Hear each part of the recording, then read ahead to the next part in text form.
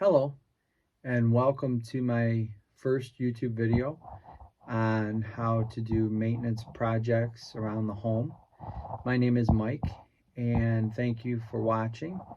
I will be introducing myself during this video and giving you a brief introduction, and I hope to have videos at least once a week for you about projects around my home and also around the facility that I manage.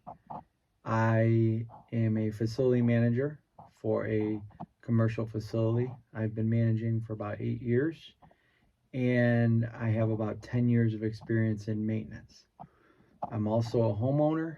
I also own a landscape business, a small one, and so some of my projects will involve landscaping. I also love to woodwork and work with my hands. And I'll also be showing you different ideas and topics on home improvement and things you should consider for your shop. And I really like to have fun and a good time. And I'm really interested in the YouTube videos.